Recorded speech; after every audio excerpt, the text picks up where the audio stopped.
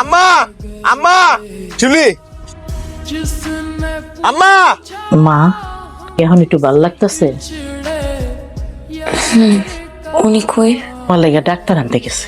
আচ্ছা মা, আমার কি এরকম প্রায় হয়? না মা, মাঝে মধ্যে হয়। লক্ষণ কিন্তু একদম ভালো মনে হইতেছে না। আমার কাছে তো মনে হয় এটা মিল্কি বেড়াও।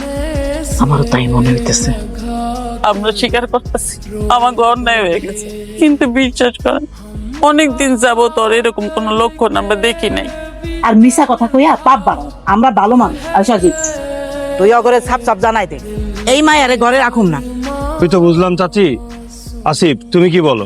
যাক সজীব ভাই, আপনার অন্তত আমার দিকে একটু চোখ গেছে। পরিবারের মানুষজনের তো কোনো খেয়ালই নাই যে আমি এখানে বয়ে আছি। তো আমার সংসারের বিচার হইতেছে, আমার মতামত নেওয়ার প্রয়োজন কেউ মনেই করতেছে না। তোর আবার কিসের মতামত? আমি তোর মা, আমি যেটা কইছি এটাই হইব। না তা হইব না। সন্তান হিসাবে মায়ের কথা শোনা পোলার কর্তব্য, কিন্তু অন্যায়ের প্রশ্রয় দেওয়া পোলার কর্তব্যের মধ্যে পড়ে না।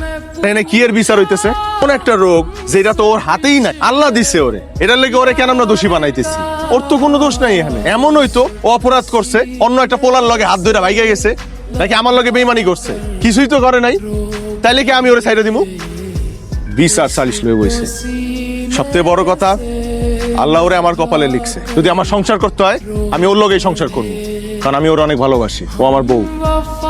এসব ছোট মোটো বিষয় আমি আমার সংসার ভাঙতে চাই না, ওরেও ছাড়তে চাই না।